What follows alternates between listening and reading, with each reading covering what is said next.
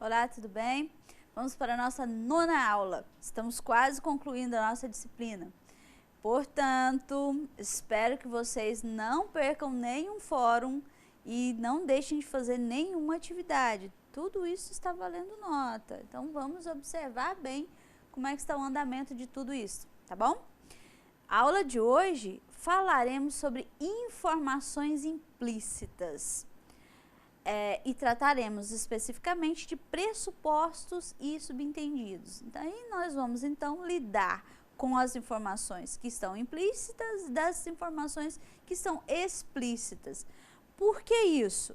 Quando nós lemos um texto, muita coisa, muitas ideias, muitas informações que estão ali, né, são apenas sugeridas a nós. Então, é importante que fiquemos atentos a como identificar essas informações que estão apenas sugeridas. Elas não estão explícitas, elas não estão claras no texto, tá bom? Então, vamos a isso? Vejam só. O texto pode nos dizer mais do que está escrito. Pode nos apresentar outras possibilidades de leitura, além daquelas explicitamente enunciadas. Então, isso é certo. O autor, nós já falamos em outras aulas, que quando elaboramos um texto, nós temos intenções. Nenhum texto está sem intenção, né? Mesmo que o autor, de repente, não era bem isso que eu queria dizer. Muito bem. Daí a necessidade de conhecermos bem esses mecanismos de interpretação de texto, para que a gente também, ao escrever os nossos textos, fiquemos atentos, tá? Vejam essa frase aqui. Orlando continua presidente da instituição. O que está claro aqui, né? Orlando continua presidente da instituição.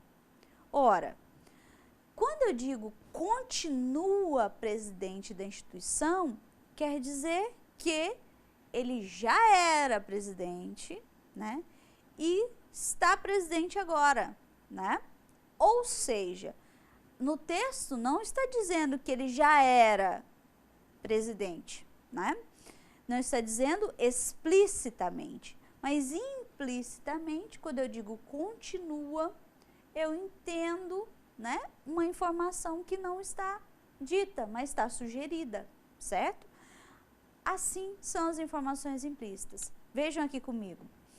Após a entrada do governador na sala, todos fizeram silêncio.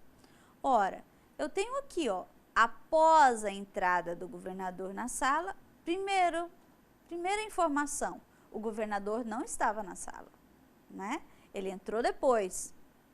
Depois que todos estavam lá e todos estavam conversando, né? Porque quando ele entrou, todos fizeram silêncio. Então, eu não disse assim, todos conversavam na sala, o governador não estava na sala. Não houve necessidade de dizer isso.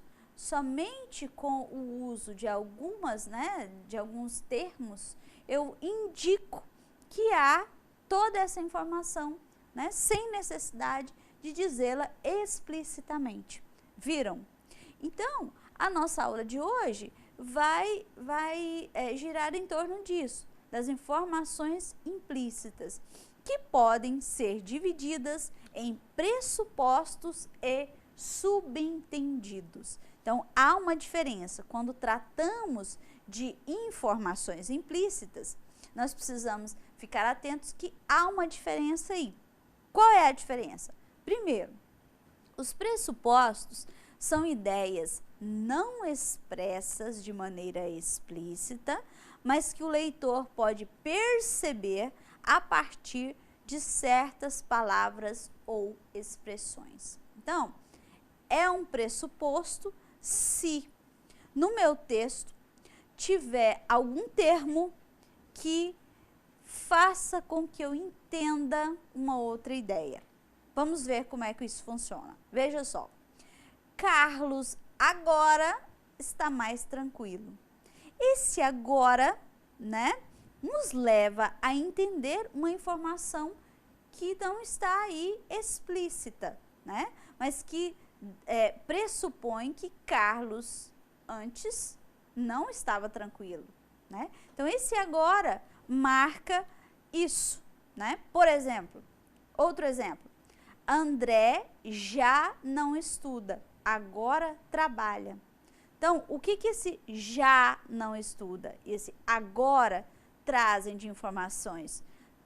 Marcam pressupostos. O pressuposto aqui é de que André estudava, né? Não estuda mais. E agora, né, trabalha. Quer dizer que antes André não trabalhava, né? Só estudava. Então, quando nós temos essas marcas, nós temos um pressuposto, né? Certo? E quais são os marcadores de pressuposição? Então, nós vimos que algumas palavras estão lá, e essas palavras fazem com que a gente entenda outra coisa, né? Uma informação a mais. E quais palavras, que tipo de palavras são essas? Vejam só. Palavras adjetivas, né? Por exemplo, a minha segunda viagem à Europa foi em 2013. Então, se eu digo segunda viagem, então eu estou deixando aí uma marca, um pressuposto de que teve uma primeira viagem, né? Que não foi em 2013. Em 2013 foi a segunda viagem, tá? Então, palavras adjetivas marcam pressupostos, tá bom?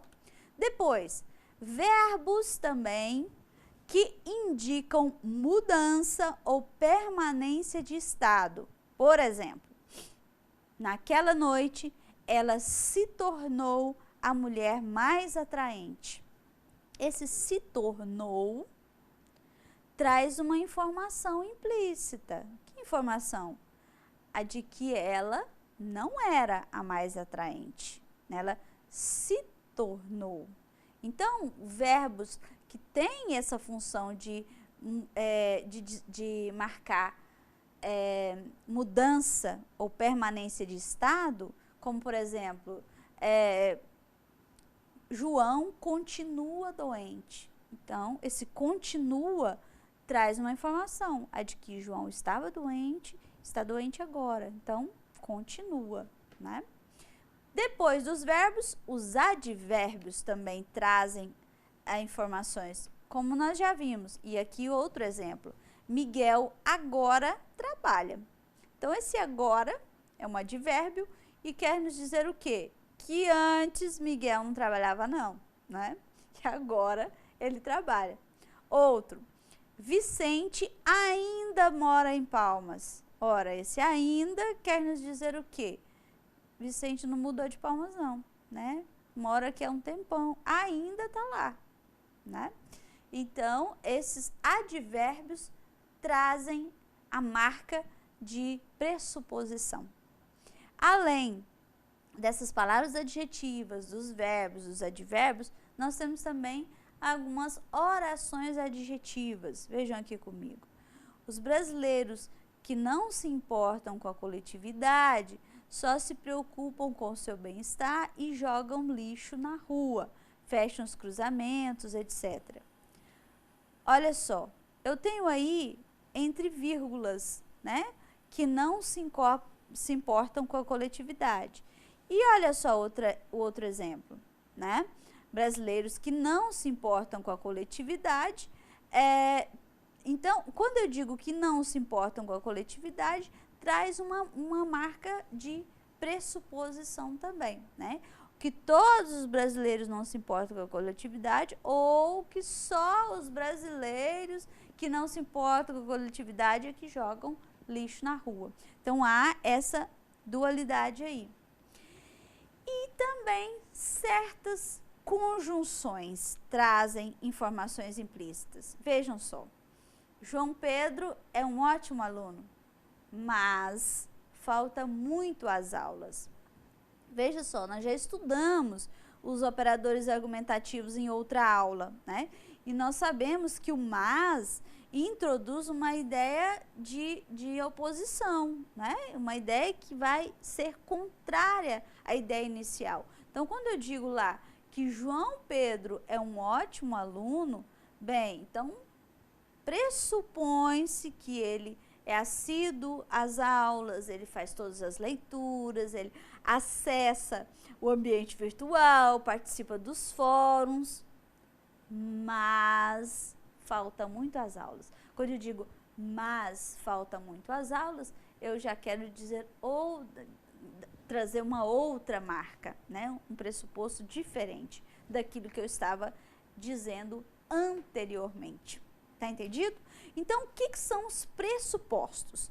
Pressupostos, né? Ocorre uma informação implícita e é chamada de pressupostos quando essa informação que está implícita, ela está implícita, mas ela tem uma marca ali que deixa transparecer que há uma informação que não está dita explicitamente, tá bom? Então, se há essa marca, que pode ser o quê? Pode ser um verbo, uma palavra adjetiva, alguns advérbios, algumas orações adjetivas, não é isso? Então, se tem esse aspecto, se tem essa palavra, essa marca linguística, essa palavra, nós temos um pressuposto, tá bom? E os subentendidos? Quando é que acontece os subentendidos? Os subentendidos já são insinuações contidas numa frase ou num conjunto de frases não marcadas linguisticamente. Olha só, quando nós tratamos de subentendidos, nós precisamos ficar atentos a um aspecto muito importante, que é o contexto, né? Nós só vamos entender o subentendido se nós entendemos o contexto. Né? Isso está muito presente em algumas piadas, né? Em algumas situações irônicas em que o emissor diz alguma coisa, né? Para que haja, para que seja subentendido mais coisas. Mas isso vai depender do contexto. Por exemplo, digamos que eu chegue na casa de alguém e a casa está toda fechada, tudo fechado, a pessoa, né? E um calor danado. Só que eu não tenho muita, né, intimidade, muita tranquilidade para dizer para o dono, nossa, abre a janela, né? Vamos arejar isso. Eu não tenho essa intimidade. Então eu digo, nossa, como está calor, está abafado aqui, né? Isso quer dizer o quê? Quando eu digo que calor, que abafamento, como está abafado, o que eu quero que a outra pessoa entenda? Isso mesmo, que abra as janelas, né? Que deixe o vento entrar, né? Que areje. Bom, mas eu disse diretamente? Não, não disse.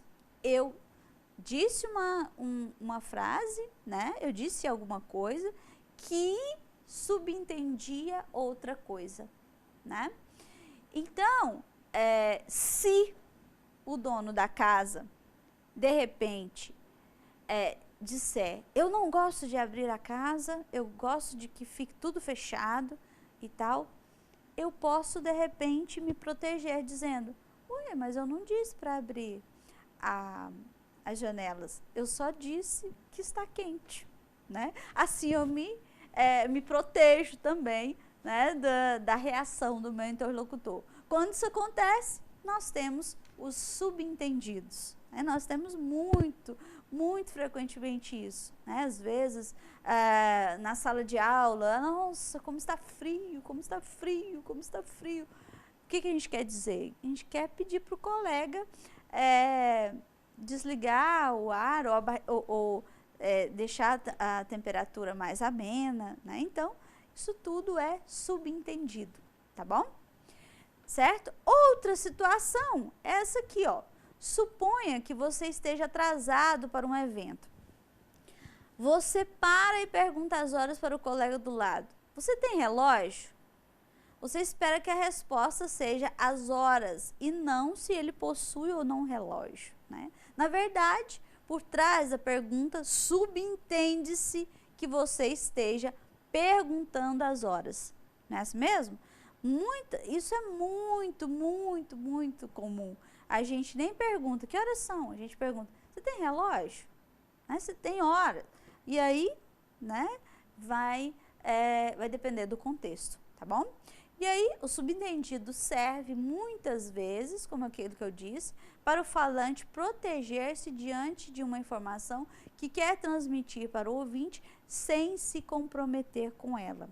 Então, às vezes também em várias situações do nosso cotidiano, a gente quer dizer alguma coisa para alguém, mas a gente não pode dizer diretamente. Então, a gente usa os subentendidos, tá bom? Então, nós vimos hoje informações implícitas, pressupostos e subentendidos, entendendo que os pressupostos têm marca linguística e os subentendidos não têm. É isso. Nos vemos na nossa próxima e última aula. Até lá!